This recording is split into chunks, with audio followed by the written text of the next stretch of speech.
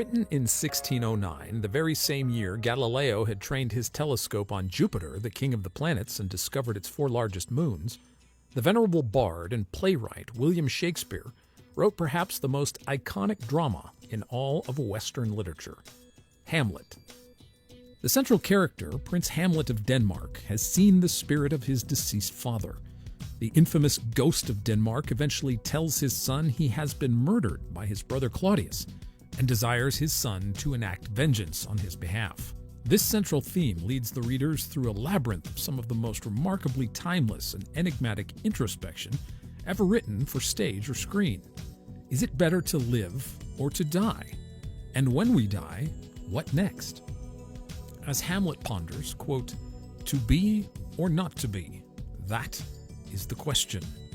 Whether 'tis nobler in the mind to suffer the slings and arrows of outrageous fortune, or to take arms against a sea of troubles, and by opposing, end them, to die, to sleep, no more, and by a sleep, to say we end the heartache and the 1,000 natural shocks that flesh is heir to. 'Tis a consummation, devoutly to be wished, to die, to sleep perchance to dream. Aye, there's the rub. For in that sleep of death, what dreams may come, when we have shuffled off this mortal coil, must give us pause." End quote. In the 21st century, where it has become increasingly normative to reject any idea of the supernatural, including God and the afterlife, Hamlet's questions remain as poignant and relevant as ever, despite the rampant materialistic assumptions of modern science. The philosophy of materialism can be traced back to the early to mid-1800s, when a group of philosophers and thinkers attempted to create a theory of the physical world that would, quote, "sap the supernatural sanctions of Christianity," end quote. The end result of the materialists' assumptions were an acerbic reductionism of physical causation where, quote, "all forces, whether in organic or inorganic nature, are in the final analysis nothing other than motive forces determined by the interaction of material atoms," end quote. There has been of recent, however, a new field of study focused on near-death experiences, or NDEs. The science of NDEs has challenged this reductionism. How can consciousness exist or continue to exist in a person whose heart has flatlined and whose brain shows no signs of any activity? According to different studies, as many as 1 in 10 people have reported having an NDE, and the experiences range from an out-of-body perception to seeing deceased relatives or lights at the end of a tunnel. Some report details of which they could not possibly have been cognizant of while lying clinically dead on an operating table. And it is difficult for researchers to offer a completely materialistic explanation for such experiences. We talk with New Testament scholar Dr. Gary Habermas and how he sees his research on the resurrection of Jesus dovetailing into the field of near-death experiences. Welcome to the Atheist and Christian Book Club. We are a monthly gathering of both skeptics and believers respectfully discussing important books from both perspectives. I'm going to introduce our special guest, author and special guest in here just a little bit. I also wanted to give you a little background on myself. I'm James Walker. I'm the president of Watchman Fellowship, a Christian apologetics ministry focusing on mostly interfaith evangelism and discernment issues.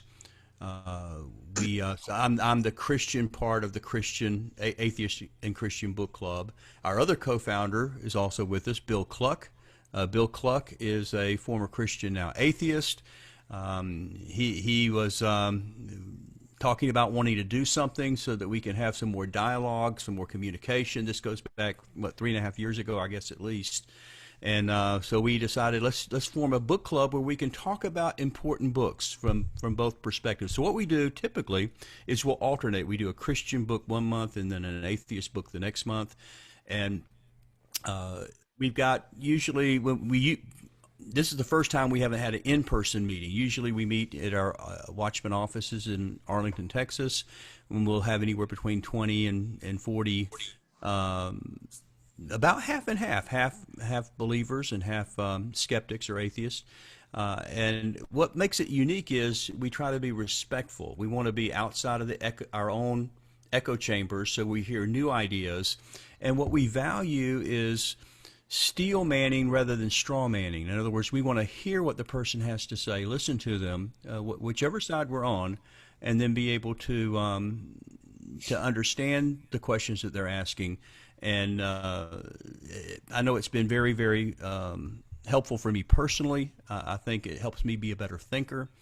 Hopefully it does. And also give me some really good friends. So our motto is that we're a friendly group, but we're not really just friendly. We are friends at this point. And so because of COVID, we finally broke down and said we've gone way too long without a club. So we're going to do a virtual one. We're going to do Zoom.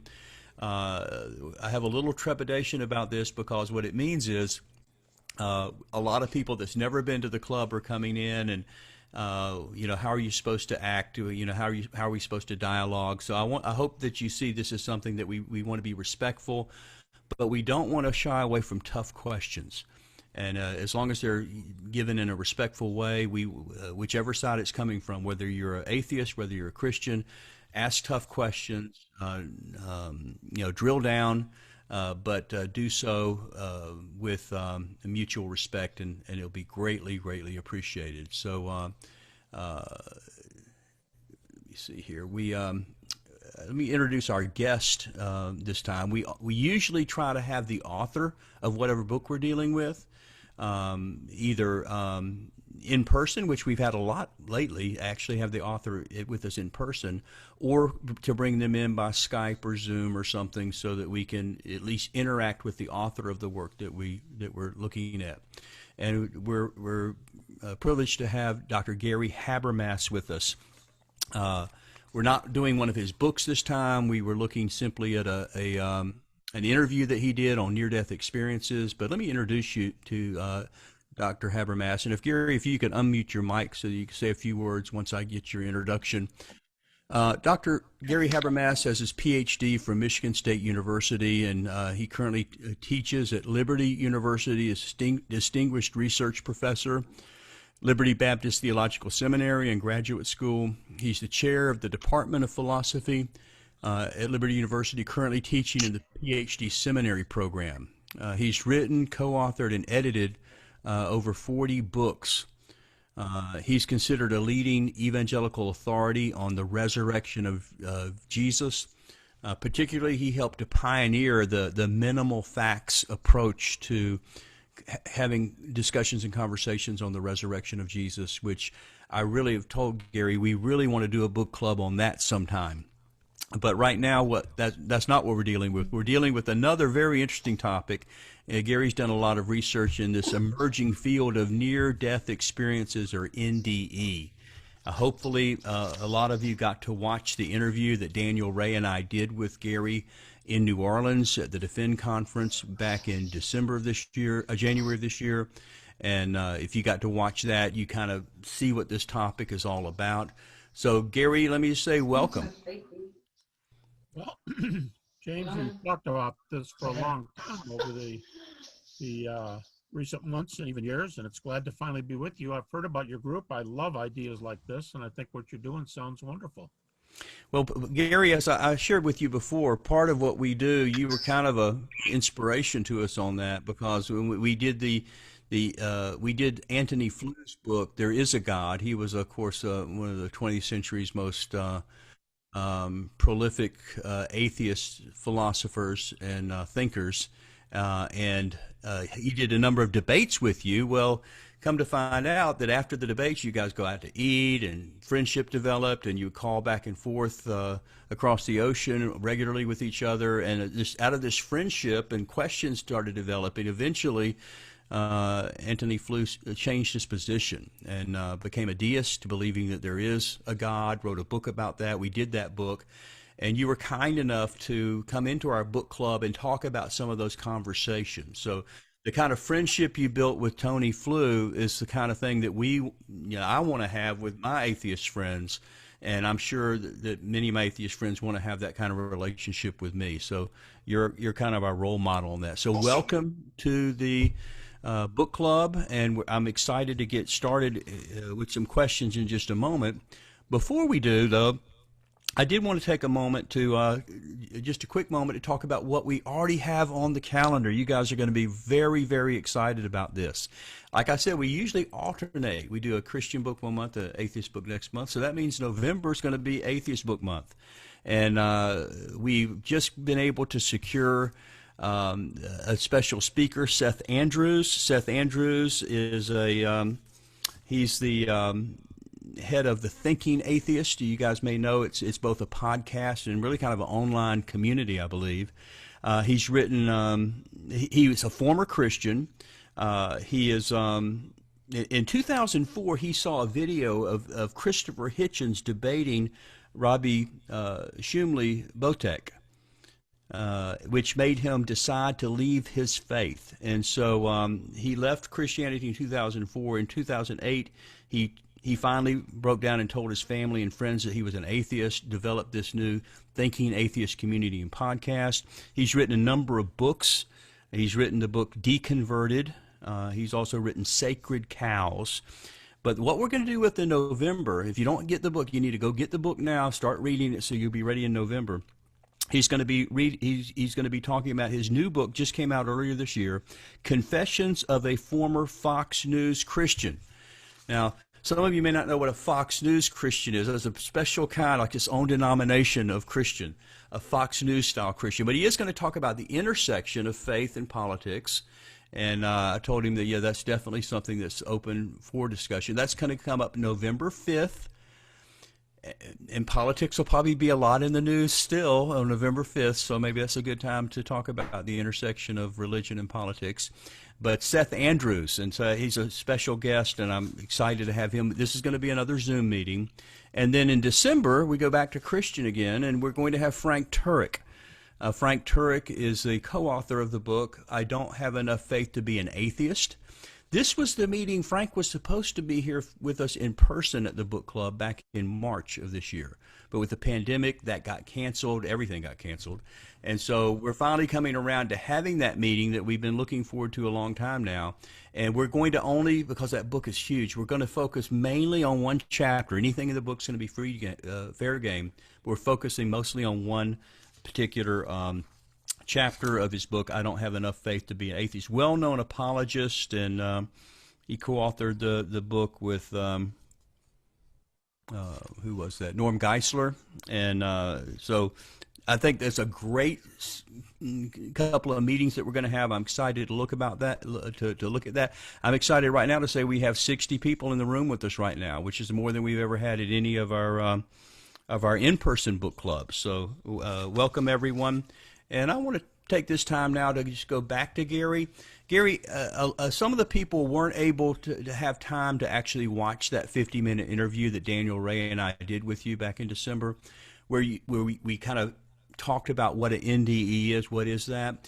Could you go back over that ground just very briefly and tell us, okay, what is a near-death experience? How do we define that? And what does that have to do, how does that intersect with the whole idea of atheism and Christianity and religion in general? Okay, well, on the definition of NDE, let me say right up front that NDEs do not only occur, or maybe I should say it the other way around, they don't always happen in the presence of some serious medical condition, but that is the majority of the data, and that's the best known cases. Now, in the early literature, which we're going back to late 70s, early 80s, when the gurus of NDE work first started writing, and they were probably as cosmopolitan a group as you've got here at the club meeting tonight. They had a lot of different views, a lot of different angles, and they defined a near-death experience as an experience that is frequently had at the time of near death, and here's the definition of that. Near death is a state with a diminishing number of medical signs from which a person can reasonably be said to be on the track to die without intervention.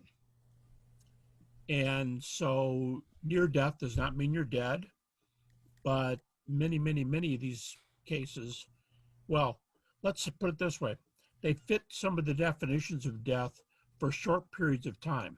And I say short periods of time. I don't mean, well, I mean, 5 minutes would qualify, 20 minutes would qualify. But some of these cases last for a few hours. They're very, very interesting. And these have been documented medically. In fact, the medical community has gotten into these experiences very much. In fact, back in 1982, being very interested in this and having done a lot of work at that time on the resurrection, I flew up to University of Connecticut, where I joined a growing group of today very well-known NDE researchers like Raymond Moody, Ken Ring, Bruce Grayson, folks like that.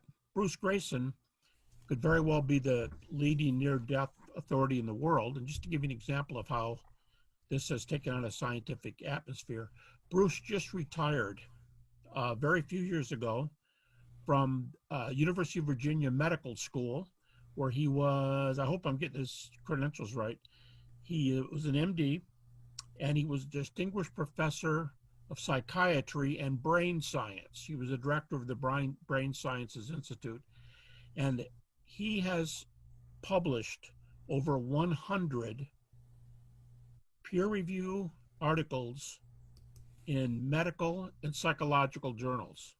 Now, he's done way more than 100, but 100 in just medical and scientific, medical and he's done a lot. He's done a lot both ways, pro and con, arguments for, arguments against. So that's kind of a quick definition: a state from which a person can reasonably be said to die without intervention, and they often report data. In a recent book, I just happen to have this sitting here because I use it in research. I'm holding this up right here.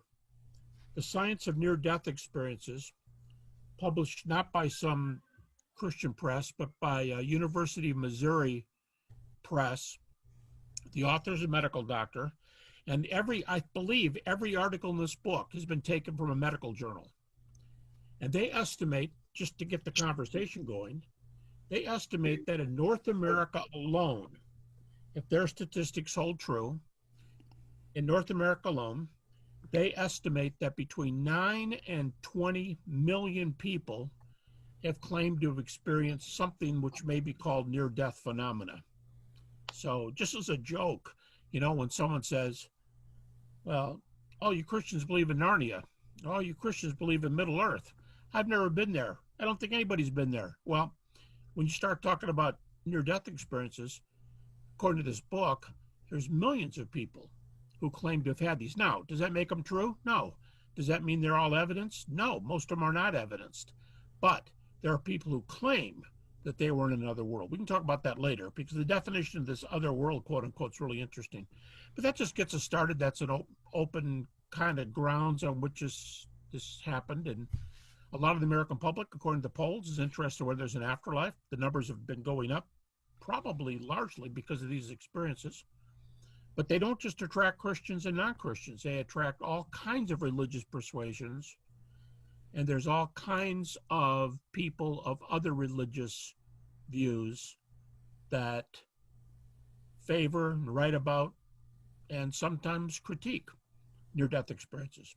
So, you've never met Gary. You've never met our co-founder, I don't think. Bill Cluck is the atheist component of our Atheist and Christian Book Club, and Bill has watched the interview, had some questions, insights about it. Bill, did you have something, an insight or a question you wanted to ask? Well, first of all, let me thank you, James and Gary, for resurrecting the club from the dead. I mean, this has been great. It's live. It's alive.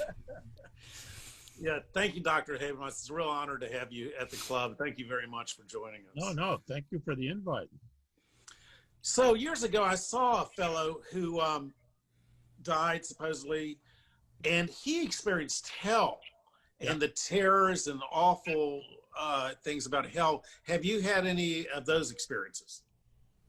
Well, I've not been there before. But I have interviewed a number of people. Yes, I can tell you, according to the literature. In fact, there are key articles in books like this one and ones like them, where they have a category they don't want to say all about hellish near-death experiences. So they call them distressing near-death experiences. and there's another reason for that. Distressing comes in according to a lot of definitions. It could be a person who comes out in a traditional lake of fire, like in the book of Revelation, and they claim, yeah, I was there and there were demons. One case, there were demons and they were whipping us with whips while we were carrying meaningless, weights around. But then there's other kinds of distressing NDEs that don't fit the classical hell model. And these would be people who are abandoned in a place of darkness and increasing anxiety and depression. I would liken it to some of C.S. Lewis's ideas on hell in The Great Divorce. And then there's a very famous near-death experience had by a former very militant atheist who had a near-death experience, and he was tracked by something that I could playfully call zombies. And they chased him. This is before The Walking Dead, too, a long time ago. And he was so energized and converted that he was a professor at Northern Kentucky University. And by the way, this case was introduced to me by one of the best-known agnostic skeptics in this country who sent me this man's tapes. And he was chased by these things and became a Christian in the NDE, during the NDE. He subsequently came out, said he had a posh job at the university, went back to seminary, got a seminary degree, pastored ever since, and I understand he just retired recently. In fact, a couple major motion picture studios have combined to do a set of interviews on NDEs. They just came to my house. I think I was the first interview about a month ago, but they were also going up to interview him because of his experience of hell. Now, to answer your question more directly, about 19 to 21%. So let's say about 20% of near-death experiences are the reports are of the distressing variety. So, yeah, the answer would be yes. And just so everybody knows, we're talking about testimonies here, not necessarily true or false data. Oh, thanks. I really want to know my future, so that's very encouraging. One other quick question. Sure. Do you, obviously the Buddhists would have well, not the Buddhists, but the Hindus would have a Hindu hell. Maybe the Muslims would have a Muslim hell where your skin is burned off just to be burned again. And who knows about the atheist hell, what that's going to be like. So probably just dealing with other atheists. I don't know. So what do you think of that? Does that marginalize or defeat the credibility if you have other types of religions experiencing their particular heaven or whatever? Yeah, you may see me looking up and looking around my study here because I often look over on the shelf where the very book is that I want to mention. And years ago, a book was written by a German psychologist and an Icelandic from Reykjavik, Icelandic psychologist, and they wrote a book called At the Hour of Death. And they were about 1,000. Now, these should be distinguished from near-death experiences, but these are pre-death visions. There are pre-death visions, things that people claim to see before they're actually taken. Post-death visions, where these are very famous today. John Dominic Crossan, the New Testament skeptic, is famous for introducing these.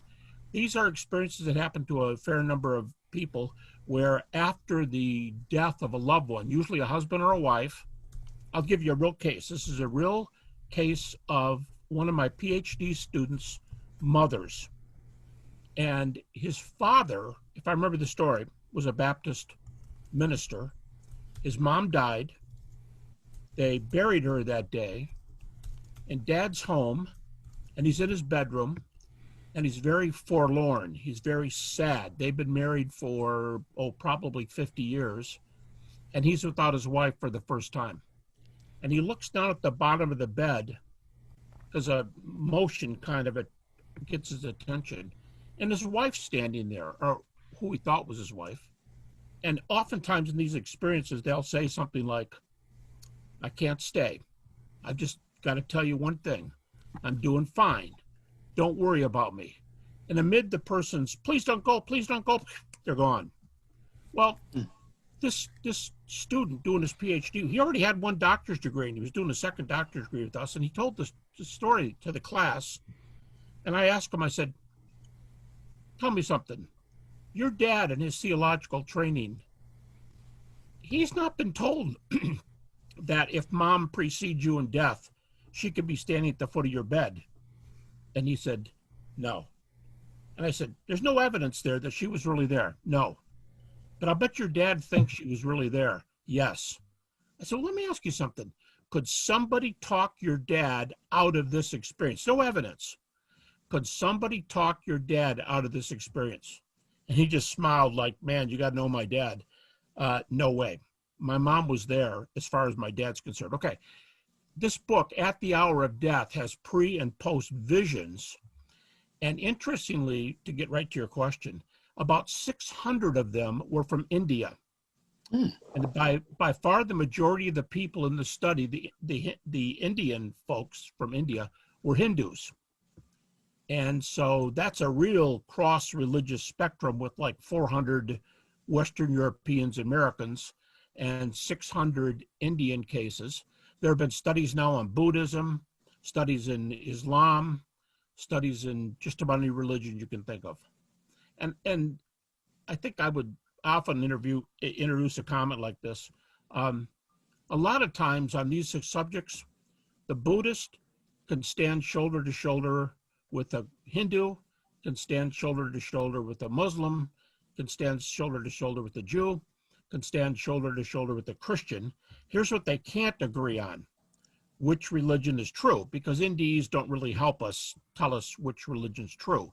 Everybody has their own beliefs, but what about the evidence? But where they agree is they'll say naturalism is incorrect by virtue of these experiences. And if I often introduce this by saying, you go back to the famous essay of Bertrand Russell, probably the best known British atheist before Anthony Flew.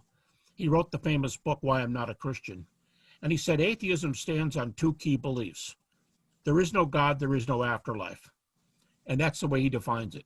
And so these different religious groups would say, yeah, well, what do you guys do with these near-death experiences?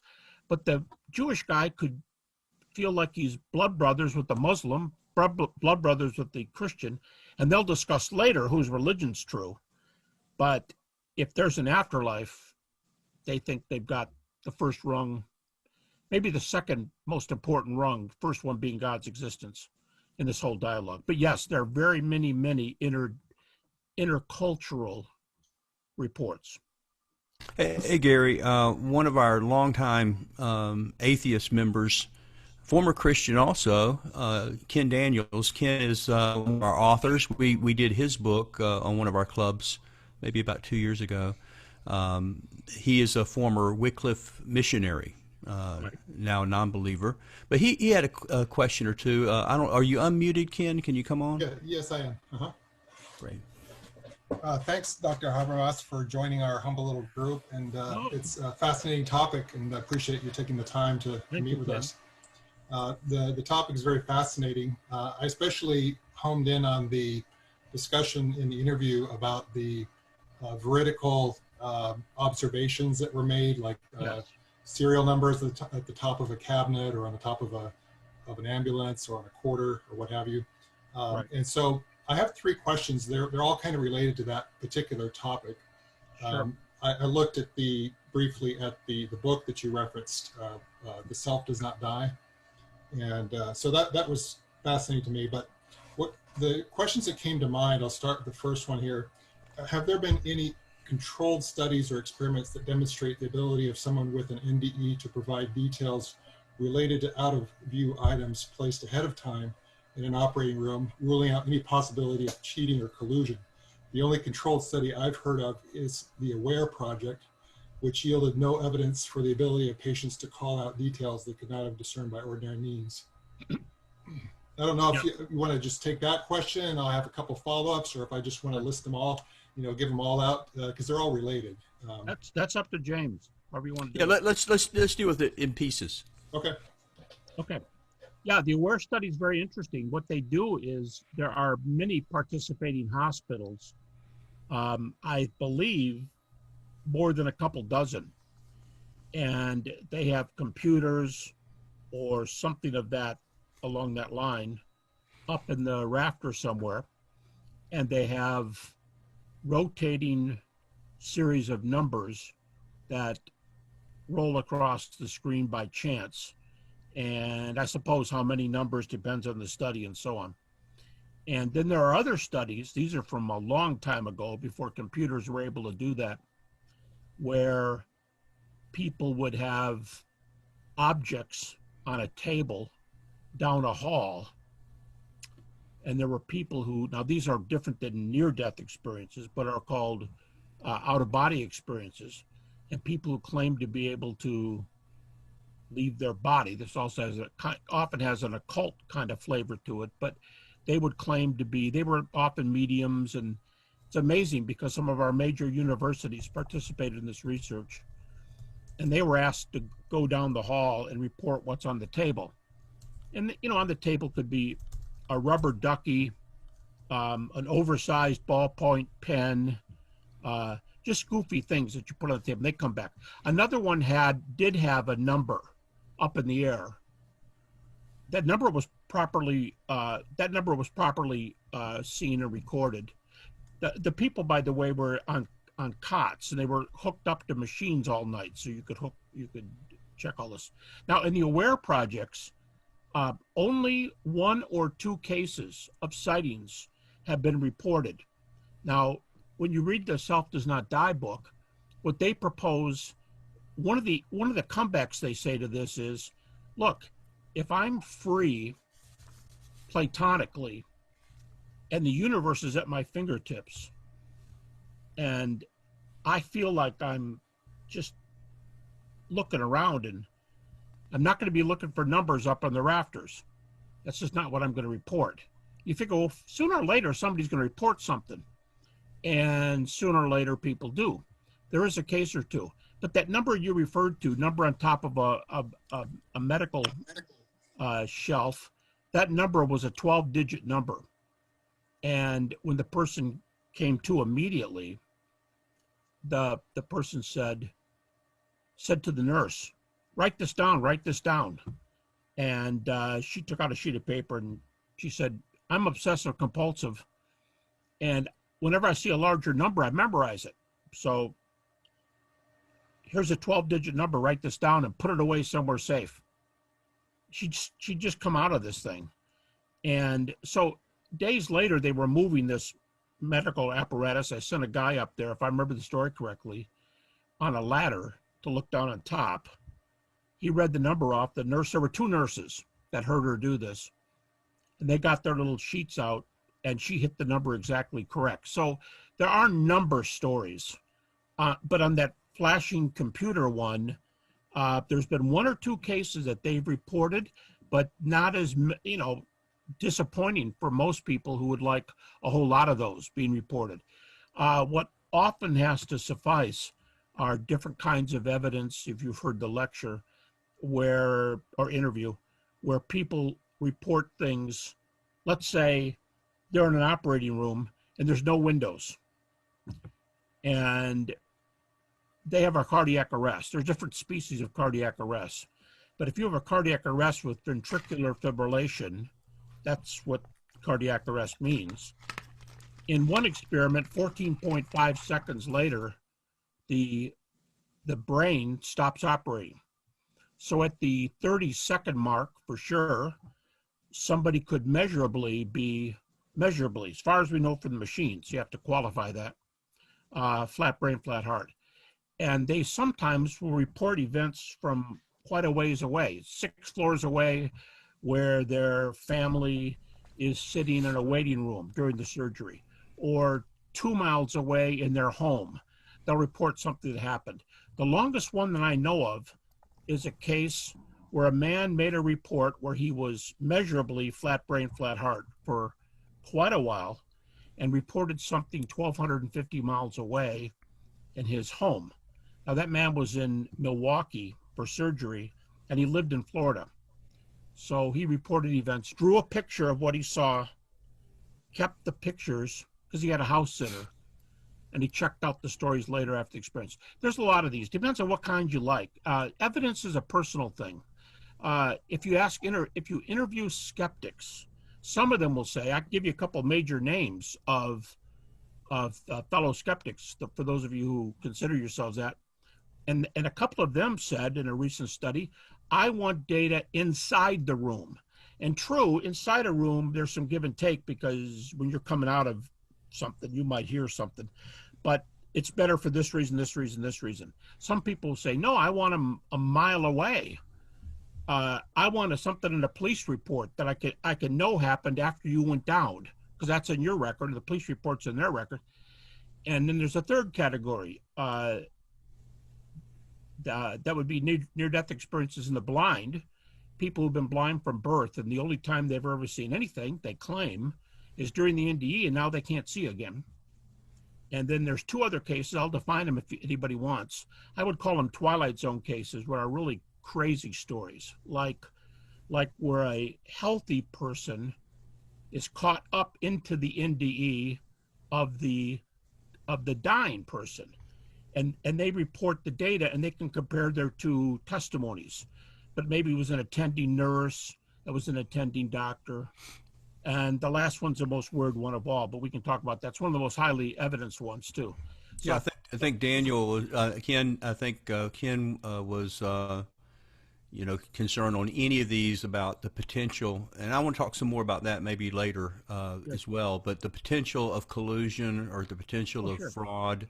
Sure. And some examples I'll give you is some that we know turned out to be fraudulent, which, as you've told me before in personal conversation, there's going to be fraud in a lot of things, but it doesn't mean there's not some genuine there as well. But did that kind of answer your question, Ken, the first part of your question? Yeah. I just want to state for the record that the AWARE project, those two cases where there was somebody who reported seeing something, those two cases, they gave the wrong answers. So there was zero evidence of controlled studies that provided something that was. Well, there was one where a guy gave right information. It's been written up in a journal article. So just in the AWARE project, or sorry, was that in the AWARE project or another one? I'd have to go back and check before I just categorically say yes, but I believe it was. At least it came out of the guys who were doing that project, and then later they reported the data. It's a real interesting one, because the guy was measurably, again, one of these. Again, we have to say according to machines, but according to machines, flat heart, flat brain, and reported data that was later confirmed. Yeah, it just seems like there's an enormous appetite for stories that would support the existence of life after death. And so, and there's a lot of books that have come out that James alluded to a couple that maybe were fraudulent. It just seems like where there's a law of supply and demand, there's going to be a demand for this sort of thing. And so there's going to be unscrupulous people that are going to come out and provide stories that seem on the face amazing. I just watched the finale of America's Got Talent, and some of those magicians are really stupendous. It's like, how did they do that?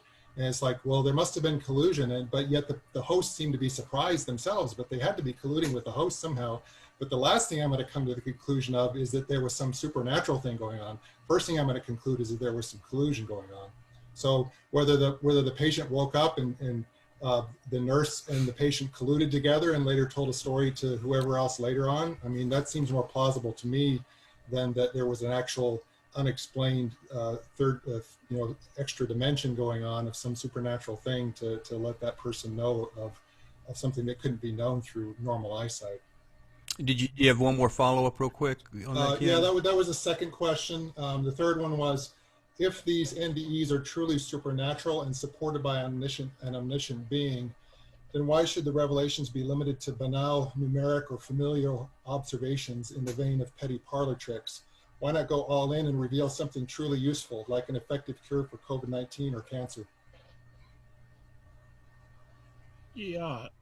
Yeah. I mean, to me, that would be like a question like, that would be probably in the pain and suffering category, right? Why doesn't God just give us an answer to cancer? Why doesn't God leave the directions under somebody's doormat and let them discover cancer?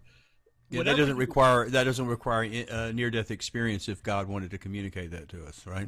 Yeah, and he could say whatever he wanted to or not. And you know what? On philosophical studies, I'm looking corner of my library right here where I've got a half a shelf on these, all the silence of God type questions. Why doesn't God do this or that? To me, those would belong in that category. So what you would say to the silence of God, matter of fact, I've written a book on it, but what you would say to silence of God comments in general would apply to this in particular. That's like saying, does God have something against us curing cancer? Does God have something against stopping the war between India and China, or the shooting across the border, the American Civil War, whatever? And then people have to guess about what's on God's mind and why doesn't God do certain things, and why isn't God's existence compatible or not compatible with pain and suffering? To me, it would be like more in that category, because it's us guessing what God should have done according to our view. And all we know from history is what we think should be done, and what happens, whatever view you're on, is not always the same thing. Yeah, I appreciate that answer. I just, I think my more nuanced question would have been not so much why doesn't God give a cure for cancer, but why, in the face of the fact there is no evidence for a cure for cancer, why offer up these little banalities? I mean, why? It's not why he didn't give a cure for cancer. It's why did he give these banal things like 12 digits on a cabinet? That it just seems superfluous. Does that assume, Ken, that God is sending that experience to every person who's near death? And what I mean is, what if nature is just set up that way? And what if the human body, to give one philosophical answer, what if dualism is true? And when you come close to death in a Platonic sense, you're separated, let's just call it your material and immaterial part. And what happens, happens. What I mean is, I wouldn't say God put that 12-digit number in that lady's hands when he could have given her a cure to cancer. I'm saying she came close to death. And if dualism's right, there was probably some kind of separation there, and this is very prominent in world religions. And what happens to people in that condition just happens to people in that condition. God didn't send anything or do anything, or somebody saying, why this and not that? They're just behaving according to the way nature behaves when you die or come near dying. So I would say to me, maybe this will give you a little bit of insight. I've done a lot of work on the resurrection of Jesus, a lot of work. The resurrection, if it occurred, I think would be a miracle. Now, even David Hume, the famous skeptic, defined a miracle is an act that would be brought about by God or an invisible agent. So if the resurrection occurred and it's a miracle, God would have to be involved. Okay, I don't think near-death experiences by definition are miracles. I don't think they're miracles at all. I don't think God got involved. I think near-death experiences, the ones that seem to be the real thing, are simply what happens when the immaterial portion of the body separates from the material portion, and somebody says, well, I don't believe that. Then they would say, well, then you explain the data. Because there are I had a debate with a guy it's in print, with a major publication, secular publication, Blackwell, the Blackwell Companion to Mind-Body Dualism. And it's a series of debates, 500 pages. The fellow I debated had 3 doctor's degrees, including a medical degree and including a D.Phil from Oxford, and a professor at Oxford. We were debating these things out in terms of this kind of background. And I think some of the other answers just naturally come in. Again, I don't think it's a miracle. I think it's simply what happens when you come close to dying. I think that God, if you believe in God and creation, I think that's just the way reality is. So. I'd like to do a little break right now. I got a little video, and I was going to do this earlier, but we kind of got into the heat of things real quickly. I know we have some questions queued up. I'm seeing that, and we're going to try to get to as many as we can. But just what are we talking about, NDE, especially if you didn't get to watch the interview, the 50-minute interview that we did ahead of time. I've got a little video clip. This is from NBC News. It's Megyn Kelly's Today. She has a guest on, Sherry Almay. It's a little 3-minute or so clip about NDE, about near-death experience. Let me just run this, and this is kind of what we're talking about. These type of reports, true or false, illusion or collusion, or something real. This is what we're talking about. So before we had the news of Aretha Franklin's passing, we had planned this show on what happens after we die. And as we mourn the Queen of Soul, it seems a particularly good time to ask, is there something more? Something on the other side? Today's show tries to answer those questions. My first guest, Sherry Almay, was rushed to the hospital after weeks of feeling short of breath. Just 10 minutes after she arrived, she flatlined in her husband's arms. Sherry was dead for 90 minutes, but miraculously came back to life and now has a profound near-death experience to share. Watch. But in April of 2010, Sherry suffered another setback, cardiac arrest. The doctors were rushed in. They immediately performed CPR. Within the first 5-10 minutes, they were unsuccessful and were ready to call my time of death. One doctor ordered CPR to continue. He just turned into a drill sergeant, and he told everybody what to do. They did chest compressions for over 90 minutes, still without success. She was put on life support, then rushed to New York Presbyterian Columbia Hospital and underwent open heart surgery. I knew I was somewhere else. I knew I had died. I would say instantaneously, when I flatlined, I immediately crossed over into this other realm. And I remember my body just floating in like this white space. And I felt as light as a feather. I felt free. Sherry joins us now. Sherry, thank you so much for being here. Thank you for having me. So can we... What is the first memory you have of, your otherworldly experience? Yeah, it was pretty instantaneous for me. I remember 1 minute being in this world and the next minute being like, I died. I knew immediately. I was in this white space where I felt like I was formless and I felt light as a feather. I felt free. And I remember feeling really free of the burdens of everyday life. Was there a feeling of panic at all? Like I've died. Oh my God, I've died. It was more, wow, this is so beautiful. Really? Yeah, You remember that? absolutely. And was it one of those things where you were above the room? Like where were you seeing? It wasn't like an out-of-body experience. I literally was in a whole other realm. So I was no longer in the physical hospital room. I was completely in another realm. I actually felt connected to my family on the other side, and I felt connected to the heavens. So there was no distinction of, okay, I'm dead and I'm in this other world. It was more, I just gracefully walked through this door and made this beautiful transition into another realm. Yeah, so that's kind of an example of one. I mean, and you hear it, from Christians, you hear it from Muslims, you hear it from, all different kinds of religions. You hear from atheists. You hear it from atheists, So what happens, Gary, when somebody has a near-death experience and they see the late Christopher Hitchens talking to them or something? That's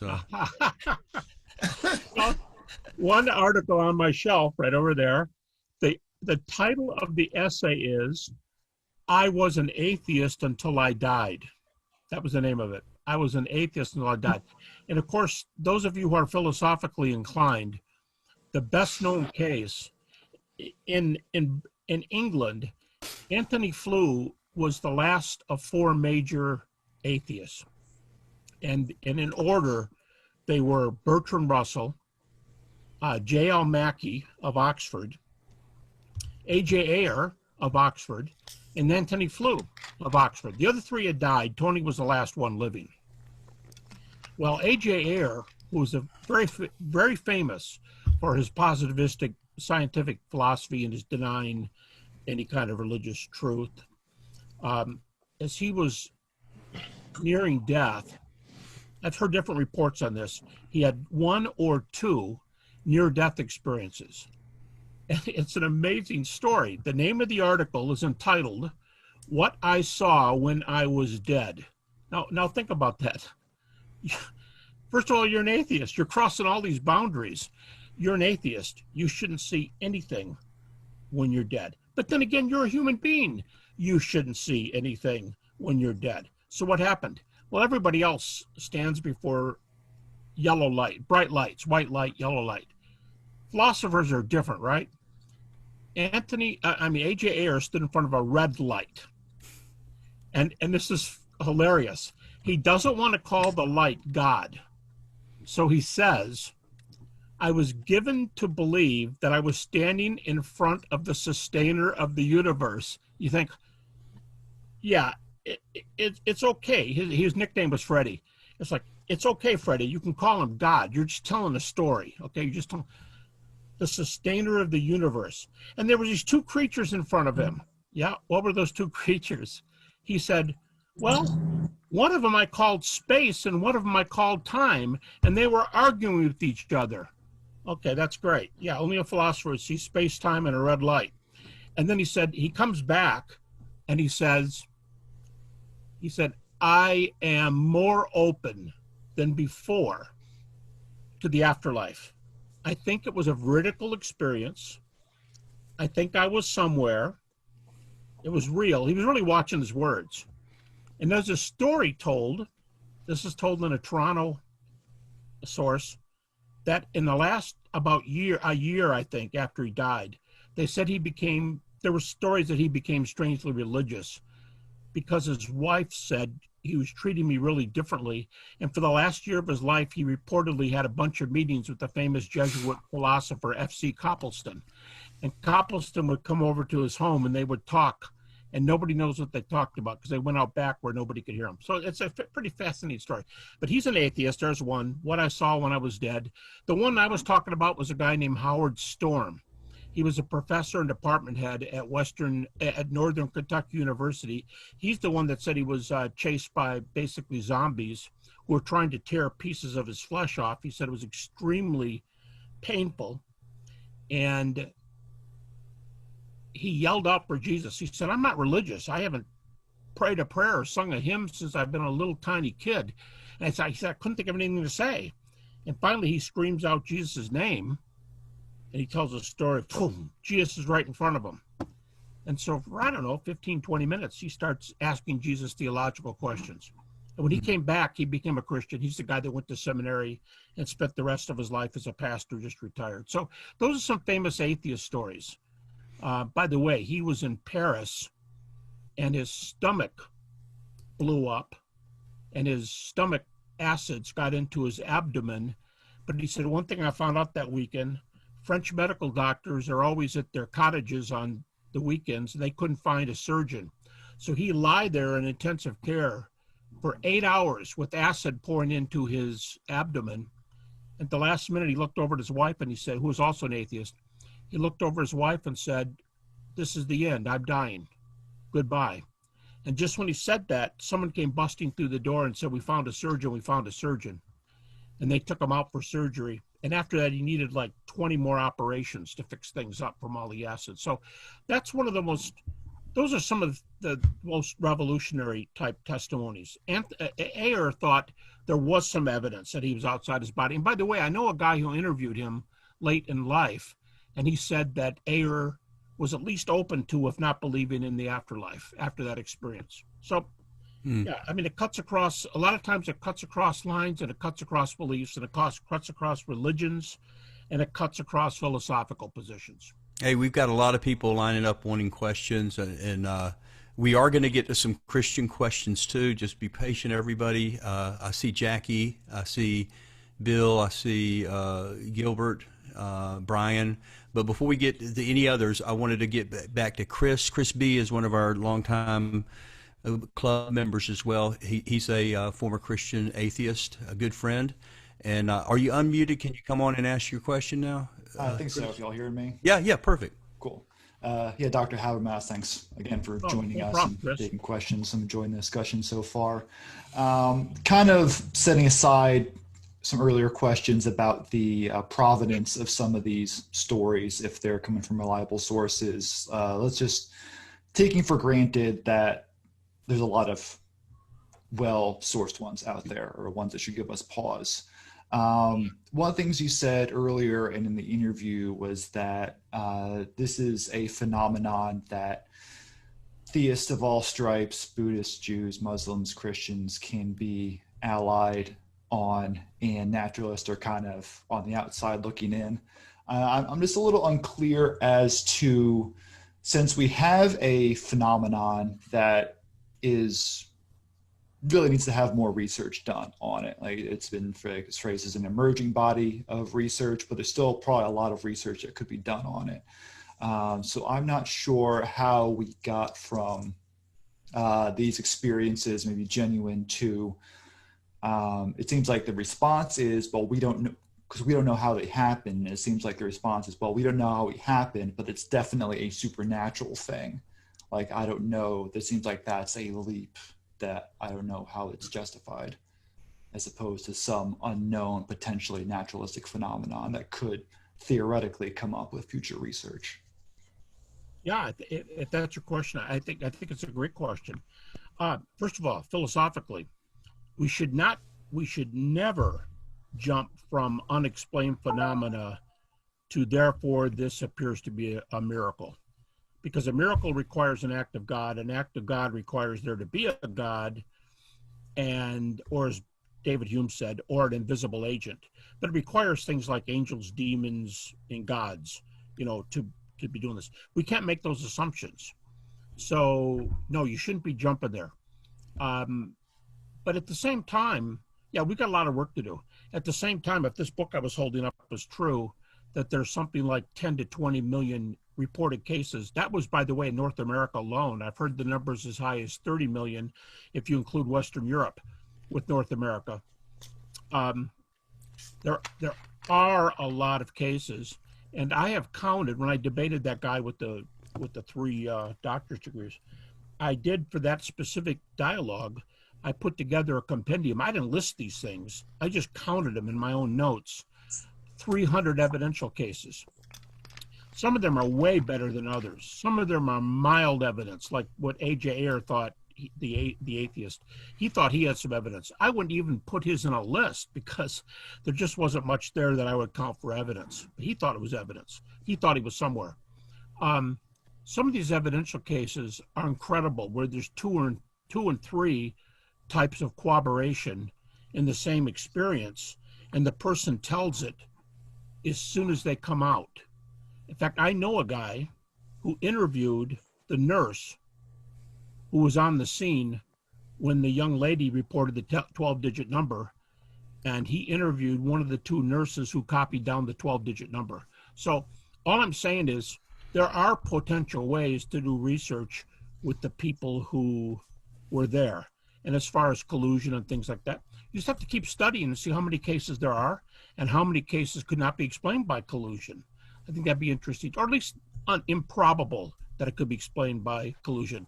I also am interested in how many atheists convert to Christianity or to another religion after an NDE with no evidence. They're like that woman who was being interviewed there, and everybody's watching, and you can't help but be kind of overtaken by a person who's given a realistic, true, false, whatever. It was a compelling story, no matter what it was. And when you hear an atheist, most of the atheist stories, they don't have evidence. They just know they were somewhere else, know enough to convert to something. Who knows what they converted to? But they convert to different things, to religious views, but without evidence. So there's something about the experience itself that like she kept saying, I just knew I was in another world. In fact, I'll tell you a real quick story. I was teaching this PhD course about a year ago, and there were 3 people in the class from different countries, interestingly enough, one from Haiti, one from Syria. So there are 3 people from different countries, which diversity-wise is pretty interesting. But this one guy was an Indian fellow from India. He was 15 years old, and he fell out of a tree and landed on his head. And he was like 15 feet above the ground. It was quite a fall. And his mom came running out of the house and jerked him up in her arms. And she said, his nickname is Raj. And she said, Raj, don't die, don't die, don't die. And she's screaming and crying. Now, he's a 14-year-old boy, and he's up in the tree. Now, there's no evidence. But this kind of compelling story, he says, Mom, stop it. And he's yelling down 14 feet. Mom, I'm right here. And she's hugging the body. Don't die, don't die, don't die. Mom, I'm fine. Now, when you want the simplest definition of quote unquote another world or another dimension, it's that Raj is there at least in his experience. He's screaming. And there are tens of thousands of these kind of stories where someone's screaming and nobody hears them. Like the patient says, quit beating on my chest. Stop it. I don't want to come back. Leave me alone. And everybody ignores them. So just the fact that they could experience themselves in a world where they can see you and hear your voice, but you can't hear them. Call it a dimension, call it a world. And what I'm saying is some of these are convincing even without evidence.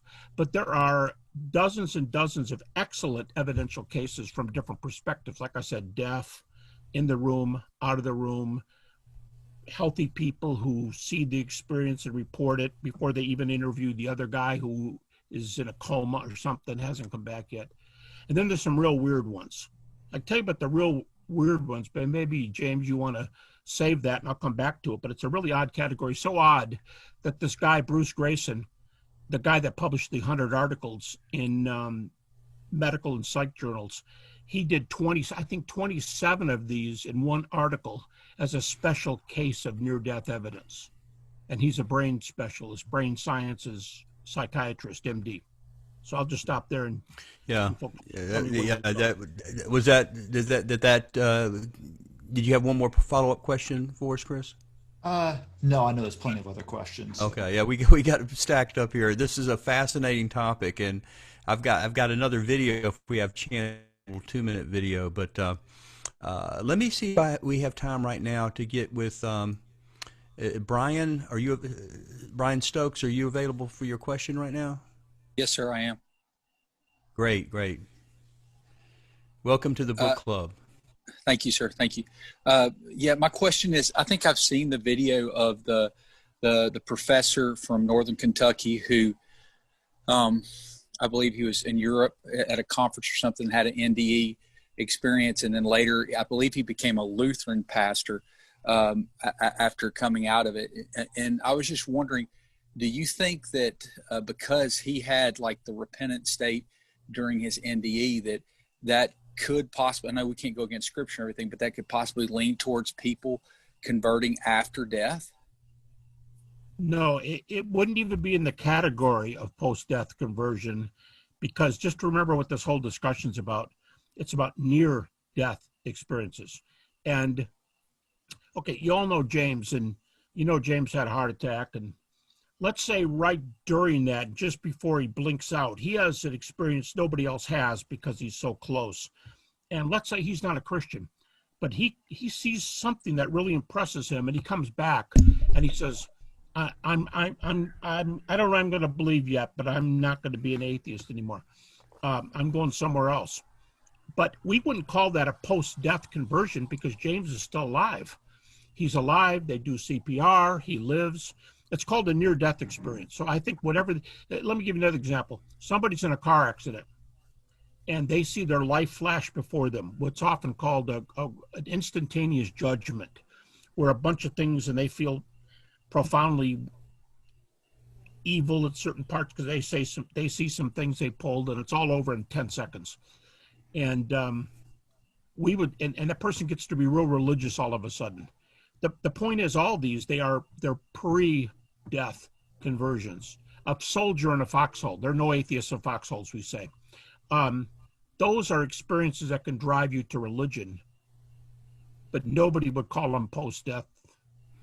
Gary, I think we really didn't have the time to get to talk about this too much, about how do you even define death. You know, my heart stopped for 5 minutes completely. It was cardiac arrest in 2018. 5 minutes is only enough to cause minor brain damage, probably, but you kind of seemed to me, but it really wasn't death because I was resuscitated. Or how about Lazarus? It was Lazarus' case. You know, it says in the Bible, appointed all men once to die, but is he somebody who died twice? Did I die? Or again, it gets back to this: what's this clinical definition of death? In fact, in the video clip, if I get a chance to show it, in fact, maybe I ought to even do that right now. They talk about the difference between your brain ceasing to work and the cells of your body beginning to die, and that's a process. Let me see if I can do that. That's back to the Megyn Kelly show. They interview a doctor about that. I thought it was fascinating. How do you define? How do we even go about defining death? Let me see if I can get over there to that. But I really think there's something to that. Yeah. The notion of being dead but not dead is confusing to people. And we have a doctor here. His name is Dr. Sam Parnia, a world expert on the science of death and the author of Erasing Death, which sounds like a great idea, Doc. Of course. Thank you for being here. So Pleasure. how could she be dead but not dead for 90 minutes? Well, you know, it's a very good question, of course. The reality is that we all have a perception of death. And this goes back millennia, which is essentially that death is a moment. There's a time when you're either alive or you're dead. And the reason we think that is because when the heart stops, you have no more blood flowing into your brain, into your other organs. The brain shuts down immediately. A person becomes lifeless, motionless, and they are dead. Or even if you go back to the French Revolution, if somebody had lost their head, there's no more blood getting into the brain and it shuts. However, what's amazing is that about 50, 60 years ago, we discovered CPR, and we found that actually you can artificially restart the heart or produce a circulation, get blood flowing around the body even after a person has died. And that made our definitions more ambiguous. And what is now even more interesting is that we understand that it's only after a person has died, which makes perfect sense, that the cells inside the body start to undergo their own process of death. So when somebody's heart stops, it's only then that the cells will start to die. And that process takes many hours, possibly days. How has your outlook on death and life changed as a result of this experience? I am definitely no longer afraid of death. And that was something that I had feared my entire life. Again, it gets back to this whole, how do you define it? At what point are you dead? Or it's almost like a Monty Python skit, recently dead. Mostly dead, yeah. But I'm not dead. So anyway, that gets back into those definitions and stuff. I think we do have a question also, if we could go to George Dolek. He's one of our former interns and one of our writers, actually, one of our profiles. He's just written a profile for us about to come out on the Ku Klux Klan and KKK, the cult of racism. So, George, are you available for your question? Here. Thank you so much, Dr. Habermas, for answering our questions. I'm really puzzled about the people from other religions who have these NDEs and they see their own deities. What do you think of those people? Do you think that they're accessing some kind of objective spiritual reality, or is it just some kind of reflection of what's deep down in their own soul that they're projecting out there? And what should we as Christians make of these sorts of experiences? How do you interpret them? And then quick follow-up question, are you a dualist? You said you're a dualist? I was asking you if you were a dualist, because you talked about dualism earlier. Yes, the short answer is I'm a dualist. I'm a substance dualist. What about that's the one question I get most from Christians. What about somebody who sees their God? And what often comes from NDEs, I think it comes from not doing deep enough philosophical speculation here, but people think, well, because everybody sees their own one, therefore, yeah, there looks like there's a God, maybe. Looks like there's an afterlife, pretty much for sure. But it looks like all religions get there. And that's just this kind of general thing they get from NDEs, that everybody's going somewhere. And therefore, this general religious idea of you better get your life straightened now rather than then, which call that karma, call it sin, whatever. I don't put much in near-death experiences. Let me divide the experience into, this is very famous in the literature. NDEs, which are this worldly, and NDEs, which are religious, because the person, oftentimes the longer you're quote-unquote nearing death, the deader you are, you often zip away and start having the religious. That's called, in the literature, that's called the transcendental phase. The first one is more of a physical phase. I am far, far, far more interested in the physical phase, because I want to know if you're measurably now, flat brain, flat heart, I want to know how you can know something in a parking lot of a Kmart across the street from the hospital, and you report an accident with a silly driver of a red car that goes to a stop sign and hits the blue car, and it's in the police report, and we know what happened after your cardiac arrest. Okay, so you can do these kind of things. I'm interested in evidential cases to potentially argue for some out-of-body existence. You go, well, yeah, but are you avoiding the rest of them because you're a Christian and you don't want to think about other religions? No, not at all. Here's the problem. The other experiences in another world, they're not evidenced. They don't tell you evidence. And both sides win and lose on this. Those who say, well, there's no evidence here, so that was just your view. We do have data. I can give you an example or two real fast, but we do have data that our experiences are conditioned by our social reality. That's clear. Everybody allows this. For example, the book I was pointing to, At the Hour of Death, with the 600 Indian cases and the 400 Western cases. Western males, or forget males, Western NDEers see slightly more women than men. But Indian NDEers see way more men than women. And they say, well, see, that's the way the culture is. They put down women. Women are second-class citizens. And that's a social thing. Okay, there's some other things. Well, Jesus met me. Well, I saw Shiva. Okay, so somebody sees Shiva, somebody sees Jesus. I'm not going to sit there and go, well, Jesus is real because I saw him. You saw Shiva, you're a loser. You know, that's not going to solve anything. But the point is, there's no data to celebrate this. Now, the way the knife cuts both ways is, earlier, one of our first questions was about hell. You go, well, then what about hell cases? That would make you Christians feel pretty good. Not that people are going to hell, but that your world is your worldview. And I go, yeah, well, I don't have data for hell either. So I'm going to lose hell in the picture. I'm going to lose Shiva. I'm going to lose Jesus. I'm going to lose a Jewish person or a Muslim saying they were with an angel. Could be, could have been, but I have no way of judging. So in this intermediate state where you're heaven bound, I can't tell what you saw. I know it's socially conditioned. I know you're a blank, whatever you are. You're Jewish, you're Christian, you're an atheist, you're whatever, and you're going to interpret your experiences. The minute you have a half hour to reflect on it, you're going to interpret your experiences your own way. I understand. But is there any evidence which way is right? Yeah, no. What about the 20% hell cases? No.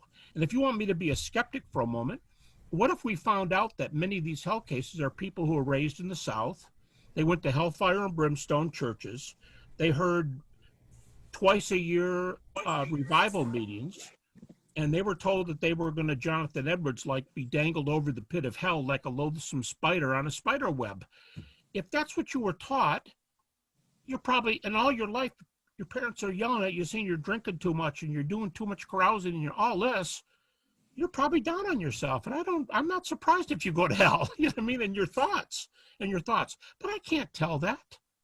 And likewise, when a Hindu says, well, yeah, my deity said I'm going to be back here when my time is over and I'm going to be there for eternity. Wonderful.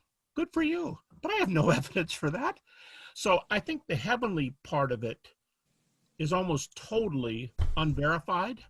And so all you have are testimonies. Now, when I left Detroit, I'm from Detroit. When I left Detroit, I sold my home to a Muslim lawyer. If I sit around and talk with him, I'd like to hear about his Muslim belief. And whether he's Sunni or whatever he is, I'd like to hear his testimony. He might ask me about mine. Are you a Buddhist or are you Catholic? You know, and he might ask me. But it doesn't count for anything evidentially. So to me, here's why I said that. To me, an NDE experience about seeing Shiva, or an NDE experience seeing an angel, or an NDE experience seeing hell, or an NDE experience seeing Jesus are not much more evidential, if at all, than my next door neighbor saying, I'm Muslim, what are you? I was also in my former house here, I was next door to a Mormon family. This is cute. I was out working in my driveway and the couple just moved in. And their little 4-year-old son came over and I was working on my driveway. And he came up and he said, what's your name? And I said, oh, my name's Gary. What's yours? And he told me his name. And I said, so how do you like it around here? He goes, it's nice. We're Mormons. I said, really? He said, yes, we're Mormons, the one true religion. I said, okay, well, thank you for that. He was 4 years old. Okay, well, thank you. But that's his perception. I expect him to say that. I expect a Christian little kid to say Jesus is the only way to salvation. You know, so to me, those experiences are only testimonies. They don't give you any data. So I'm interested in the parking lot accidents, the things we can see, 12-digit numbers. Here's a real strange one for you folks. In one of the stories, the person had an NDE and they were up above the room, and there are surgical chambers next door to each other. And this fellow said, I wandered through the wall and watched the surgery in the next room, and this guy was having his leg amputated. Well, that's not very nice, but I can imagine what that would look like, from a television program or something.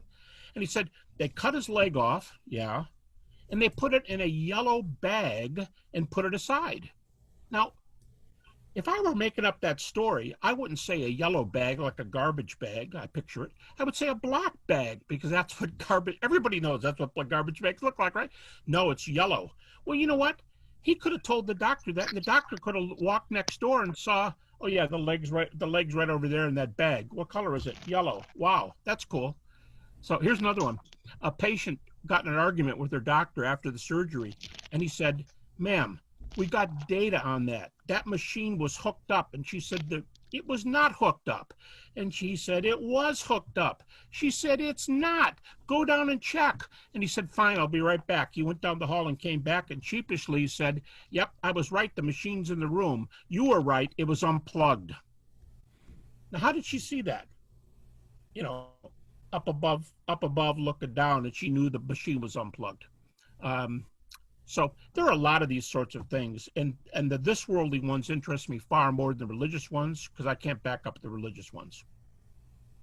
Thank you. Yeah. Hey, thanks for that question, George. I have a question coming in, and I don't know if he's still able to ask. I'll just ask for him. This is a brand new member of our book club that's participating all the way from India. You were mentioning India earlier. So Krishnan is his name, and he's wanting to know this. He's needing some help, Gary.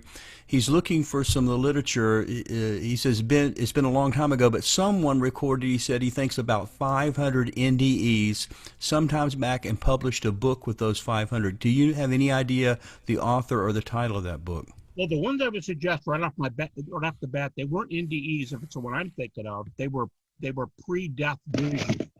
Things that they said they saw just before death took them away. And the name of the book is At the Hour of Death. It was published, my guess, within a year or two. Its copyright date is 1960. And the two authors are psychologists, and Carlos Osis, O-S-I-S, and this is a mouthful, but the other author is Erlander Haraldsson, with the double S of the Scandinavian double S. He's from Reykjavik, Iceland, and he's a psychiatrist. So look for Osis and Erlanderson, At the Hour of Death, and they have all kinds of interesting data, like here's some examples. well, I think this kind of thing is caused by oxygen deprivation. Or I think this thing is caused, but these are called by hallucinations. Well, they had these people medical reports. So they went back and got their medical reports, said no oxygen deprivation here. At the time of the experience, like let's take President Trump today, his oxygen level was 96%, no oxygen deprivation. Okay, well, that solves that. Okay, maybe he was given a drug that was hallucinogenically inclined. Go back, check the records. Nope, he wasn't on any medicine at all at the time. So they have these records, and that's all in those books. And they have Q&A and very interesting charts at the back of the book that lines all these up. However, they're not NDEs. There's a few NDEs in there, but this is pre-NDE, 1960, and it's mostly things they saw. By the way, the Indian experiences were far more frequently negative than the Western experience. That proves nothing because there's not evidential, I think, the kind of testimony you have. But by the way, a number of the Indian experiences, they would tell the person, hey, we're going to discharge you from the hospital today. You're doing pretty well. And the person they're shaking. And they come and they go, well, what's wrong? I was visited by the angel of death. What? I was visited by the angel of death. What did the angel of death tell you? The angel of death said that I'm going to die before you discharge me. And they came back in 2 hours before discharge and the patient was dead in the bed. Or some of the patients were underneath the bed when they came in. Now, what are you doing down there? What they call takeaway experiences. I was told I was going to be taken away to judgment, and they got out of bed and crawled underneath the bed. Just kind of weird experiences, but for the Western ear. But you can look at the data, you can look at the patient's medical charts, how many of them were on hallucinogenic drugs, how many of them could have reported this or that oxygen deprivation. It's a very interesting book, At the Hour of Death, Ositz and Haroldson. Yeah. Hey, we got an interesting question from Gilbert. Gilbert, where are you from? Where are you at? Nigeria, Lagos, Nigeria. Yes, great. And you have a question for Dr. Habermas? Yeah, so basically, I just wanted to say, Doctor, thanks so much. I just finished reading your book, The Case for Resurrection, written with Mike together. And for the reason I stayed up this late, this is past 2 a.m. in Nigeria at this time, is that reading through your book, I found it quite interesting how you use near-death experiences to address what naturalism is about science. Everything has to be proven. But it was quite interesting how you use the evidential report of near-death experiences to argue. You even said, I just quote here, that the challenge provided by NDEs is just an example of numerous indications we might cite that this is most likely not a naturalistic universe. Of course, we've been arguing throughout this book that Jesus' resurrection is another evidence that needs to be answered by naturalists. Strong evidence for an afterlife, as well as other pointers mentioned above, challenge naturalism's attempt to explain reality. I found it very interesting because I'm a cancer survivor. I survived cancer in the bone marrow, the kidney, and the liver. And I know that for someone who grew up just going to church out of tradition because my parents went to church, I didn't have any real faith of my own. But I know that going through cancer, spending a year in hospital, going through a bone marrow transplant and all whatnot, and I was a student in Germany in a very naturalistic, very science-driven society. I know that it did heighten my awareness of spiritual reality. And so it's just a personal experience that I have that coming that close to death in terms of cancer, not necessarily having the dramatic near-death experience story, kind of had a great impact in my spiritual awareness. So that's what made me stay up to just listen to you. I just wanted to have you to say a bit more along the lines of what you wrote in the book. Thank you. By the way, I have 3 African PhD students in our PhD story, and one of them is from Nigeria. And what's his name, please? They are some of our sharpest students. One of our African students had 5 master's degrees and earned his second doctor's degree with us, and now he's on our faculty. So we're very glad to have him on our faculty. Oh, that's amazing. Could it be that one of them is Emmanuel Eme? Maybe Emmanuel. Anyway, we could talk about that later. That's fine. What's his last name? Oh, Emmanuel Eme. Emmanuel Eme. It could be. I don't think I know him. I do know one guy from Africa who came over, and he got a PhD at Westminster Seminary, and then he came to Liberty, and he's getting a PhD in Old Testament, and he's a professor of Old Testament here. So he's doing a second PhD. So our African students have done very well here. Thank you. I'm currently doing a master's, so I read your book under my master's program. Thank you, and thanks for staying up. Thanks for joining us, Gilbert. Thanks for being part of the club, brother. Yeah, it's a joy. Yeah. I think we have, and I may be skipping over some, I hope not, but I see a question coming in from Parker Stilley. Parker, are you there still? Unmute. Let me just read his question then. He may not be able to talk. If somehow, I got him, James. I got okay, he's unmuted. Great. He's unmuted. He has to accept the unmute. There he goes. Okay. Yes.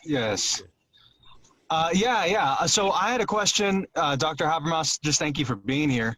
So I'm a Christian who is generally pretty skeptical whenever I hear of near-death experiences. And so the question I have for you is, if, hypothetically, all of these instances of near-death experiences were proven or just found to be false somehow, how much do you think this would threaten the message of the gospel? And if so, how? Basically what I'm getting at is, how necessary is it for a Christian to hold that these near-death experiences are possible? I don't think it's necessary at all because, by the way, there are about a half dozen major categories of evidence in the life after death category.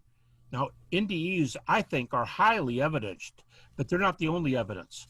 And for those who are familiar with the stuff I've done, of my 40 whatever books, half of them are on the resurrection of Jesus. So I'm going to say, if you give me a choice between NDEs and the resurrection of Jesus, I'm going to take the resurrection of Jesus. So here's a real simple way to answer that question.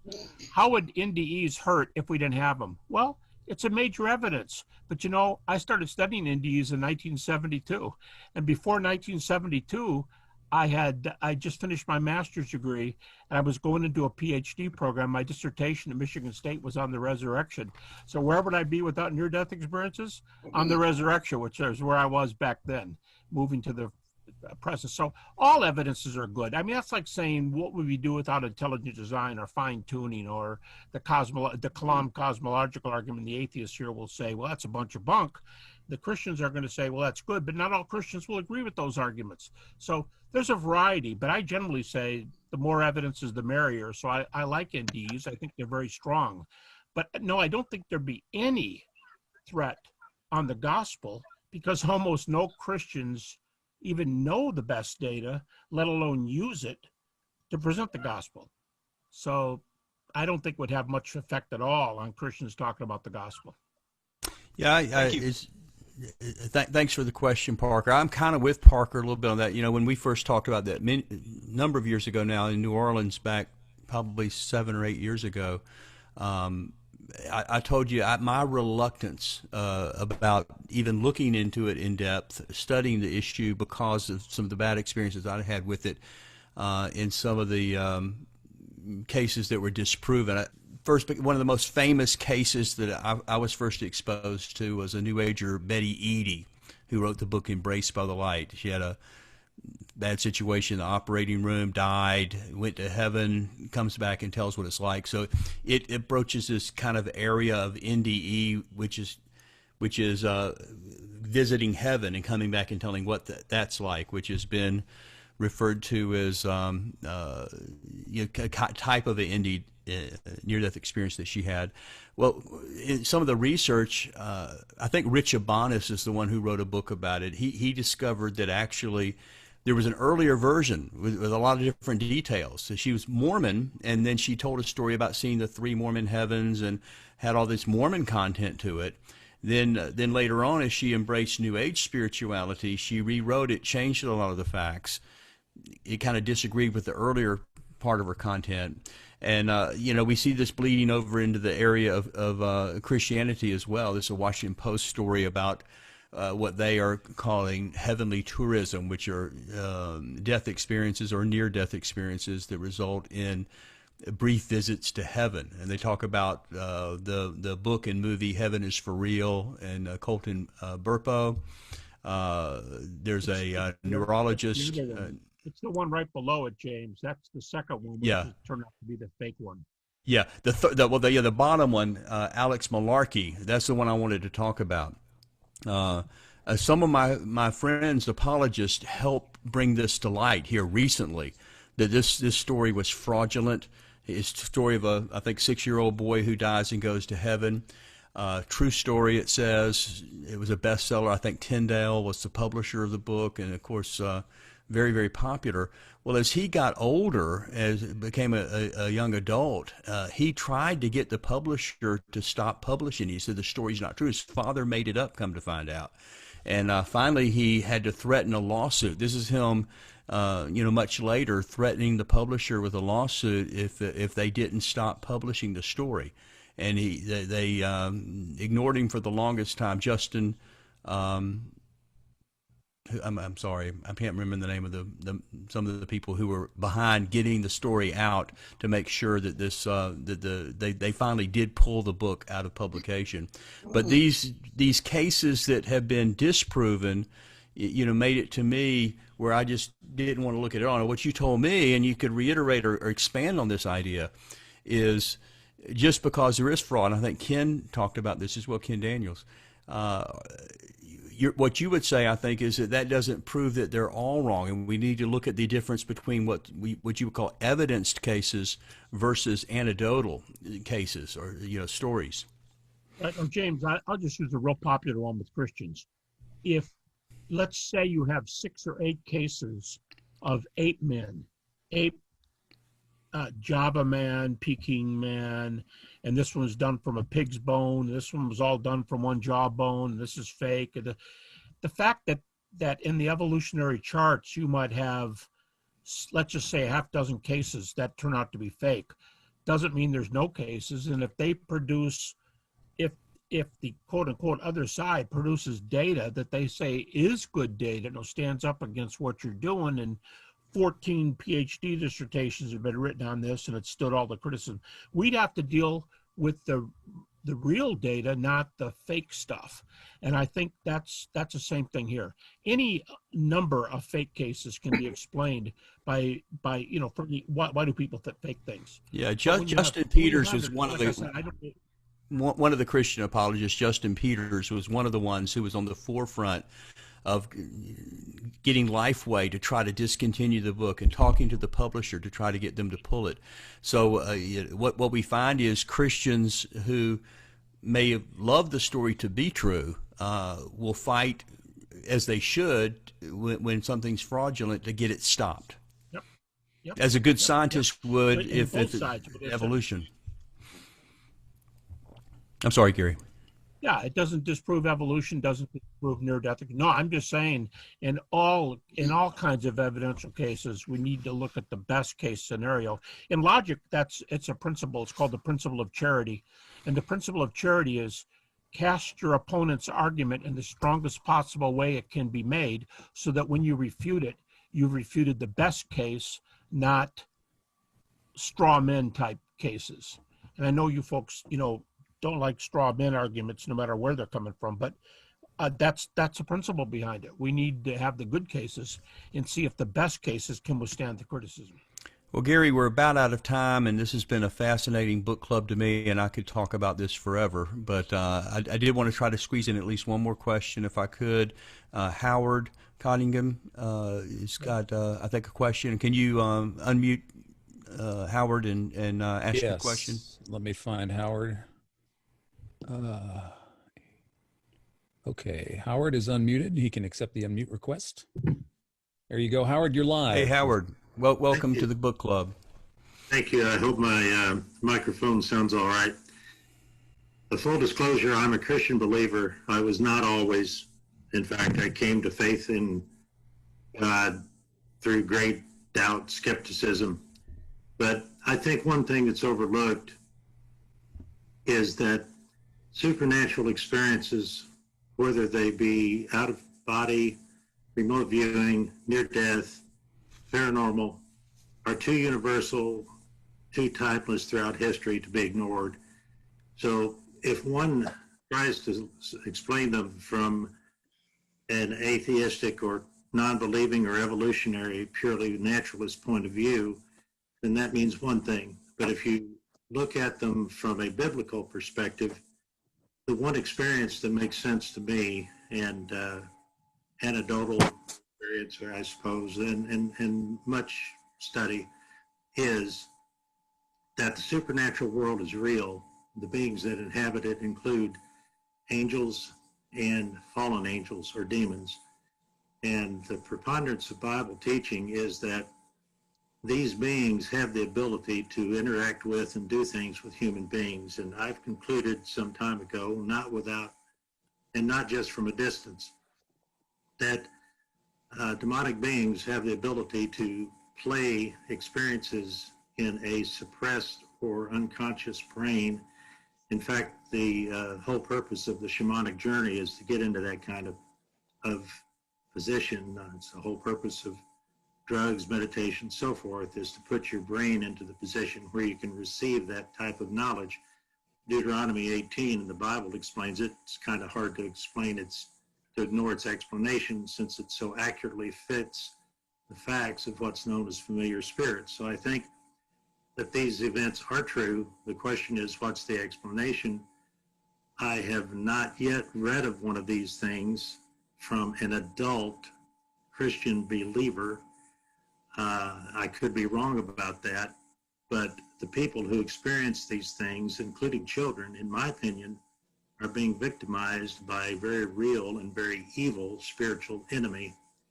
And this activity, in fact, if you want to look at it from a reverse point of view, gives credence to the possibility that God is true, that there is a spiritual dimension, because if one is true, then the other must be. So I don't know how much thought on this subject goes to the idea of demonic deception, and that's why I raise it into the room and raise it as a possibility, because that's my conclusion through much study.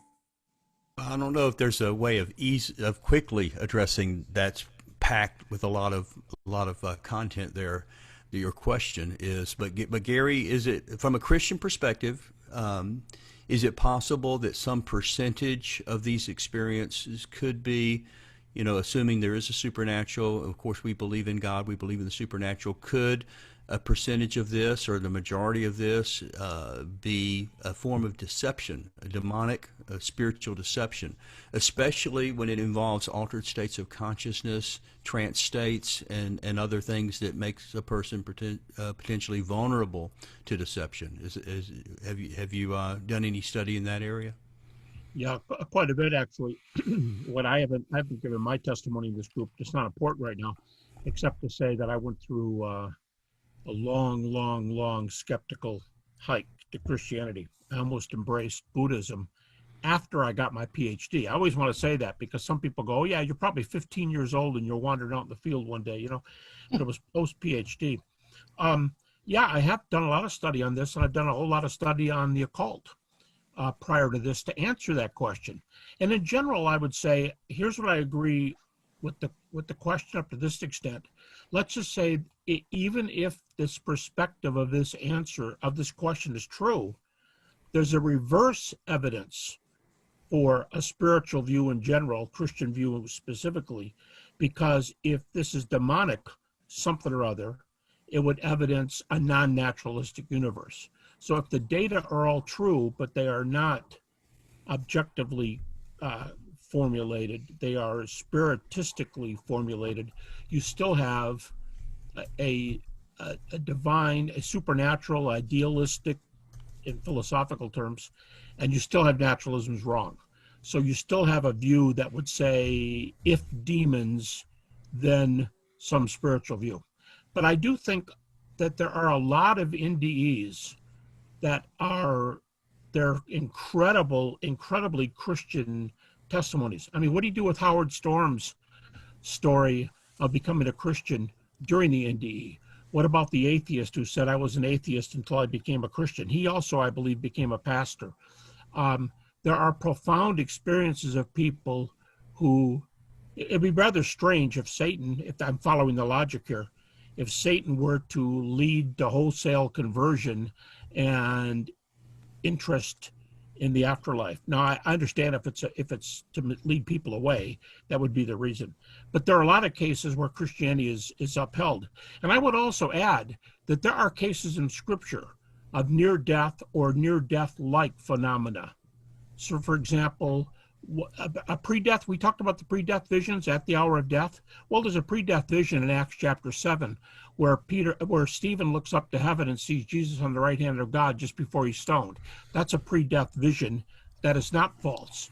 Another one would be when Jesus, I think it's a parable, but we can discuss that, in Luke 16, where the rich man of Lazarus, not Lazarus who Jesus' friend, but Lazarus in the story, where he dies and he's carried by angels to Abraham's bosom. You know, if you ever think about that, those of you who are old enough to remember the Chick tracts, when Chick has the drawing of the guy going to heaven, the angel's got his arm around his waist and kind of supermaning him through heaven. I think that's a picture from that parable.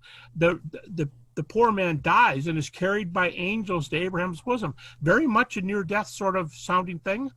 Paul, 2 Corinthians chapter 12, said, I had an experience, whether out of the body or in the body, I know not which. He said that twice. He said, I was caught up to the third heaven. I saw things that's unlawful for a man to utter. Well, long before the NDE research, I'm talking about a commentary by Merle Unger, a commentary by the Ryrie Study Bible. Before the NDE data, it's been said that Paul tells how long it was, 12 years earlier, that it works out amazingly well with Paul being left for dead outside of Lystra when he was stoned. So, by the way, James, when I started teaching in Montana for the first time in the 70s, I made a comment in class in the 1970s, and I said, don't you all remember when Paul was stoned? And everybody in the class burst out laughing. I said, what's so funny? And it was the drug era, you know, it was the post-60s, and they're talking about Paul being stoned. But we have this case of Paul being stoned outside of Lystra, and his disciples come to bury his body. And a lot of people say the timing is just about right there for the out of body or in the body. So what I'm saying is, if there are near-death-like phenomena in Scripture, those are three cases. If there are near-death-like phenomena, that raises the question, like with so many other things, you have real experiences and you have counterfeit experiences. And of course, one side would want to counterfeit the other side. That's what the biblical picture is about. So I think we've got to pay attention to the heavily evidenced ones, and the ones that have occultic overtones, people have been involved in the occult before they have the NDE. I think we've got to be very open to those too. So I'm open to that part of it. And I would still say, just final comment, that would still go against the naturalistic worldview. So that's hard on that worldview too. Yeah, I think Howard made that point as well. But that's a fascinating topic. I'd love to talk more about Howard at some point. But let's wrap up this way if we can. Let's see. Clint Loveness, one of our participants here in our book club right now, has had... I'm sorry, James. Danny Mitchell was before Clint, and then. Oh, I'm sorry. Clint had a very quick one that we can wrap up with. Very quickly then. But We're over our time, so we have to kind of make it quick. Sure, Danny. Real quick. I'm just excited to be here. I've watched a zillion of your videos, Gary. So I'm just happy to be in the room. The one of the videos I was watching today, it wasn't yours, but it was something different, kind of along the same lines, but also a little bit different. This was a Satanist turned Catholic, ultra super wizard Satanist, and he was able to astral project his body out of himself, and that's kind of on the same sort of lines. I was wondering if you'd found in all of your research anything that was similar along those lines, and then one of the other things that I think is enjoyable just to hear is some of your stories from the Craig Keener book, Miracles. That was just fantastic. Some of the double-blind studies and things that were done there were just great stories to hear.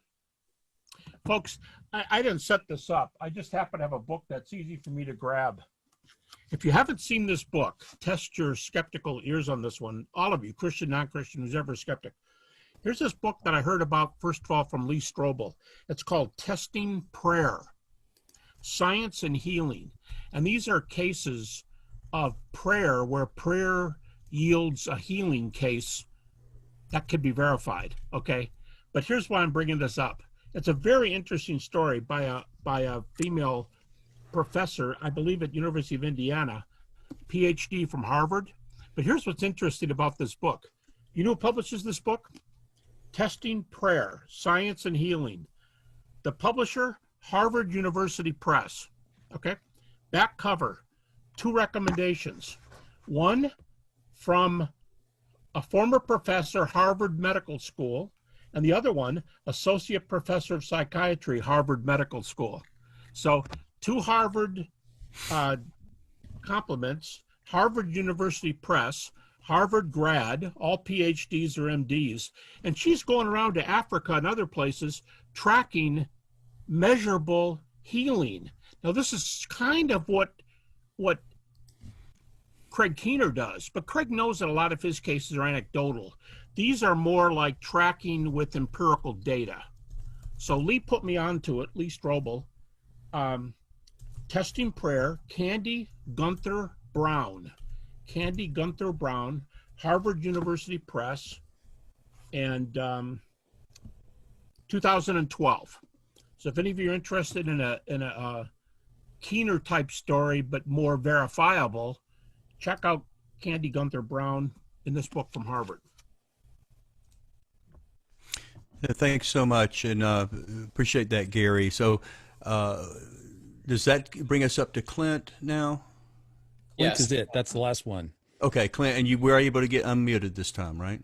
Yes, I am. Yeah, Can you guys hear me? perfect, Okay. perfect. Yes. Yes. Now, Clint has had an experience, apparently. It would be a great way to put the icing on the cake here to tell us in about 2 minutes about an actual NDE that he was participated in. So share that story with us if you could.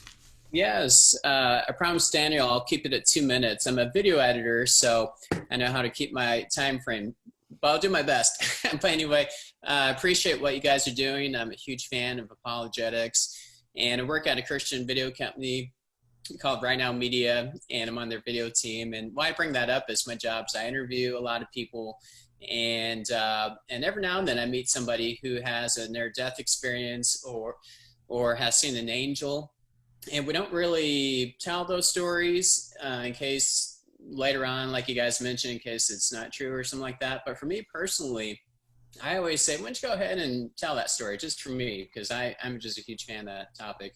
But to keep my deadline, I'll share a personal example of my grandmother who had one. Now, we don't have any data to, like prove this experience to be a testimonial story, but I thought it might be a nice way to end up. So my grandfather served in World War II and was not a Christian, but before he died of cancer, he became a Christian, got baptized, and then later on, my grandmother had very serious health conditions, and she she had a near-death experience. And so what she told my mom was she saw the gates of heaven and saw an angel, and she asked the angel if her husband was in heaven and if she could see him or wave at him, and the angel said yes. And so she saw my grandfather in heaven and was able to wave at him, and he waved at her, and the angel said, "It's not time yet. You have to go back." And when she came back at the hospital, she told my mom this experience, and my mom said that my grandmother was not on medication or anything like that and was just about getting ready to die.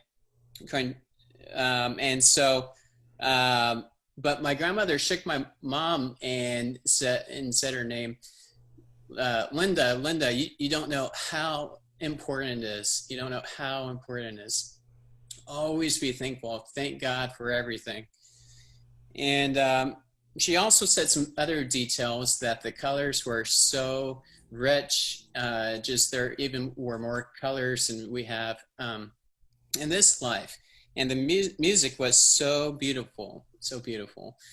And so that was the experience my grandmother told me. And then 3 more seconds, we had another family member who had a near-death experience. And when she came back, she shook her husband, or her husband said, come back, come back. And she came back. This is a different lady. And she said, don't ever do that again, meaning she didn't want to come back. So those were just two stories I wanted to share. And I was just going to thank Dr. Habermas, and boy, I wish you would make a documentary. Maybe you and Trouble team up to do the case for near-death experiences. I think that would be something I'll pitch at you. And maybe that was that documentary you told us about. But thank you for speaking to this group here. Thank you very much. Appreciate that. Thanks, Clint, for sharing that. We do appreciate that. Dr. Habermas, thank you so much for taking this, being so generous with your time, addressing our questions, sharing your perspective on this. And I want to thank everybody that attended. We've had, I think, 66, 67, something like that at the top, and almost all of them stayed with us the whole time. Listen, thanks so much for being part of the club. Your behavior was great. We didn't have any of argumentation or bashing or anything like that, which online forums just give themselves over so easily. And you guys, whether you were Christian or atheist, you guys were above that, and I really, really appreciate it. So this is what the club's all about. It's about a respectful dialogue. I'm very much looking forward to coming back next month. And again, it's just a reminder, we're going to be having Seth Andrews, the Thinking Atheist, and then followed by, in December, Frank Turek. So be watching on our Facebook page for more information on that. Thanks so much for being here with us, Dr. Habermas. Thank you, club. And until next month, let's try to continue in the spirit of what we've accomplished so far. Thanks so much. Thanks, everybody. Thank you. Thank you, Bye-bye. Dr. Habermas. Thanks. Thank you, Dr. Habermas.